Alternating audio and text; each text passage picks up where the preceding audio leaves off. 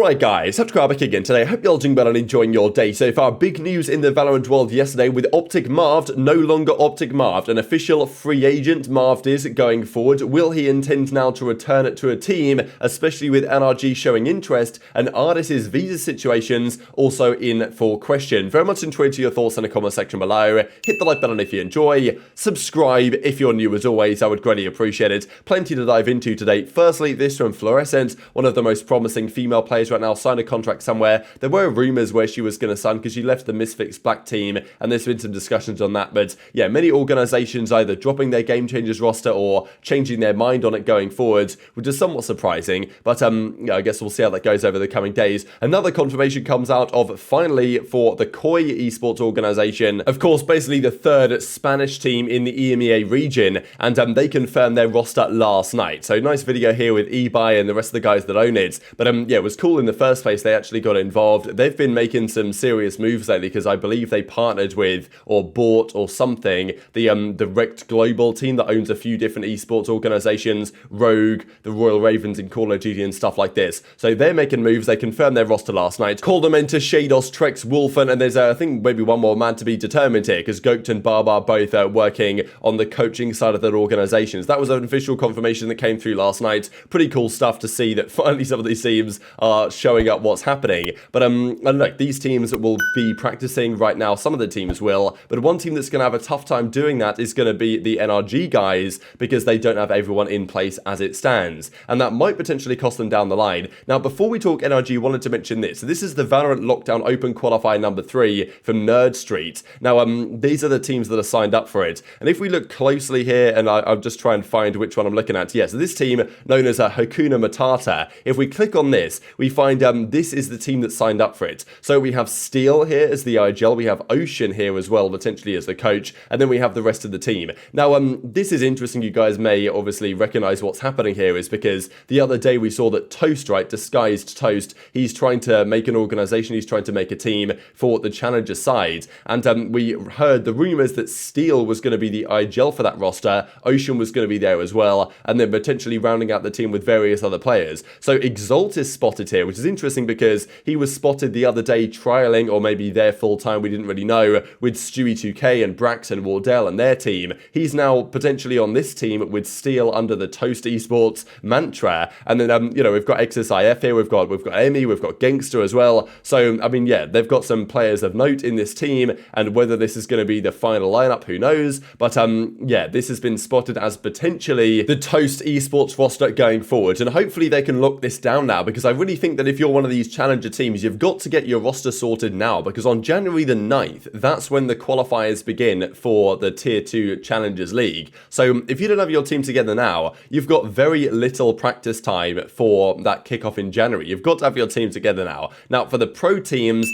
it's a little bit different because their season starts about 5 or so weeks later than for the Tier 2 teams, but nonetheless, it's still important. So that is what might be going on there. Now, on the pro side, let's talk about Marved. Confirming yesterday that he's now no longer part of OpTic. I'm officially a free agent. Thanks to OpTic for supporting me and being my home for the past year. I will be back and better than ever. So quite the statement here from Marved. So of course, look, first of all, this doesn't guarantee that he's saying, you know what, I'm back. I'm coming back. I didn't want to take the break anyway. I'm making the return. And if he was to do that, then I'm sure that many pro teams would all of a sudden be thinking, oh damn, like okay, yeah, we've got our roster sorted, but Marved's now available. Like, what can we do? So Marved is available, and teams can get him for free rather than paying a buyout, which is quite actually, it's somewhat of a big factor because some of these teams, NRG and the like, or let's say Cloud9, they paid a lot of money for Ye's buyout from OpTic and for other buyouts for other teams, and Marved is now a free agent. Anyone can give him a contract and say, hey, no buyout involved, like feel free, and he's now no longer under the OpTic mantra. This also potentially means that if he is still taking the year out, which he still probably is, then you know, it potentially opens up doors for content, right? Because teams can say, hey, we want you to join our org for content, do streams for us, stuff like this, do some brand deals, and make that happen. And now they no longer have to negotiate with OpTic and do all that kind of drama. So I'm sure people are hitting up Marved and getting in the DM to try and figure out what is exactly going on here. But what does it mean for Marved's potential return in the future? Because he made it clear that he wants to take a year out, wants to step away for a little bit, spend time with family, etc, etc. But being now a free agent and stating quite clearly, I will be back and better than ever, kind of wonders, okay, like how soon soon is he going to be back in business here? How soon is he going to be joining a new team? Is it going to be, you know, right now? Is it going to be in a couple of months' time? Is he going to, after, you know, the Sao Paulo kickoff, be like, all right, I'm ready to go now, I'm coming back? And which teams, if that was to be the case, would potentially be hitting him up? Even as Ethan says, from EG at the moment, but at Chet, he is free. So making it rather clear to the new coach of NRG, former OpTic coach, that Marved is free and ready to be acquired. If NRG paid a lot of money for the other buyouts, they can now get Marved for a free arrangement if they wanted to. And even as Chet goes on to say, come back. So making it very clear indeed. And I do wonder, like, look, I know that Som gets on with those guys internally, but I just wonder what it feels like to be Som in that camp right now, because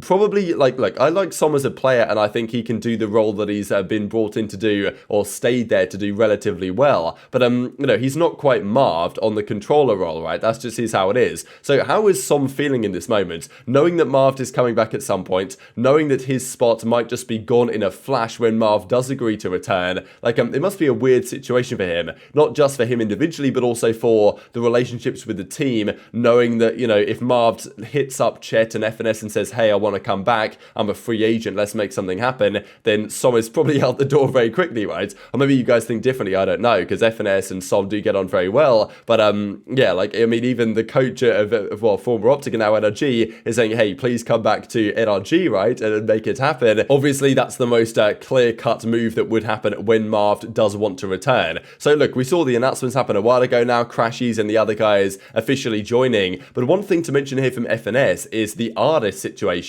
He, of course, the effective replacement for Ye in this roster, moving from OpTic to NRG. Ardiis is now going to be the operator main or whatever, going to be on the jet for the team. But apparently there's been some visa issues here where Ardiis can't get out to the States as of yet. And this could potentially, like, I'm sure they'll resolve it eventually, but the longer this drags on, the less practice and prepared they will be for the start of the season. Deal with Ardiis when he's here.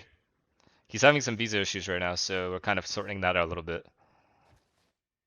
Hopefully he's here in time.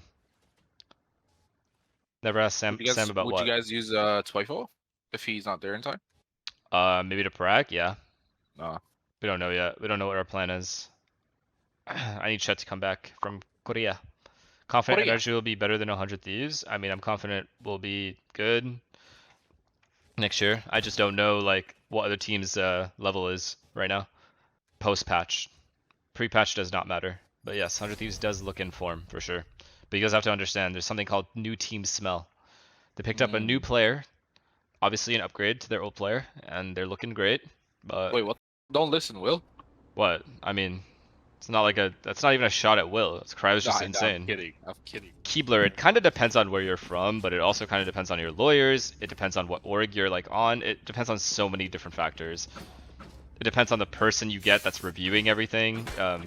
So that's why there's sometimes issues. So this kind of adds on to the idea, right, of the fact that the season starts, okay, it doesn't start imminently, but it doesn't start too far from today. Mid-February is when the event is in Sao Paulo. So, you know, the teams want to get a good month of practice, if not 6 weeks of practice in before then. And some teams have even longer, right? I mean, we see what 100 Thieves are doing. Not just that they practice with their new roster, they're playing tournaments on LAN and they're winning them. That's incredibly good preparation. Like, NRG, they've put together a roster with different pieces. Okay, they've got the OpTic core, but they're missing Ye, they've got Ardiis instead. How's that going to work from a comms perspective? How's that going to work from a teamwork perspective? They've got Som in as well, and they haven't practiced at all with their new roster, right? With their new 5-man team, it hasn't happened. And Ardiis hasn't really tweeted much, like obviously the last few days. I'm guessing they're trying to get things sorted out, but yeah, it's a bit of a concern for NRG, because let's say Ardiis gets out there in the new year, right at the start of January, and it's all sorted, ready to go, and they've got a good, 5 weeks to practice and prepare with the team.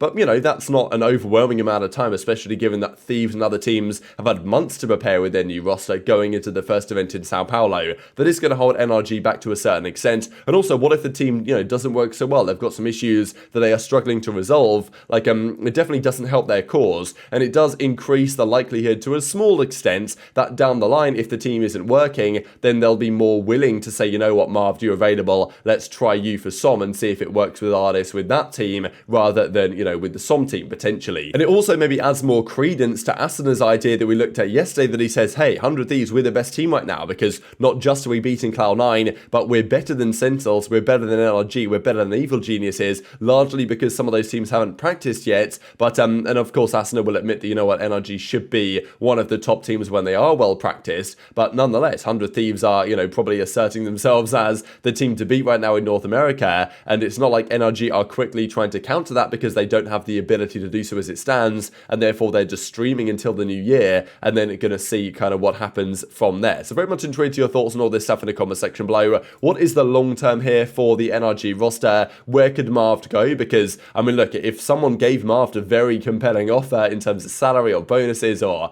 you know, contracts or whatever the case might be, from an organization that's not NRG, let's say, you know, even Cloud9 already are thinking, you know, what is this team actually going to be it? Do we need to make some interesting decisions? Like, you know, what would Marv do in that case? Or is he committed to taking a few months at least out? But when he does want to return, like, you've got to think that the possibility will be there for him. And very much intrigued to your thoughts on all this stuff in the comment section below. Hit the like button if you enjoyed, subscribe if you're new, take care, and I'll see you next time.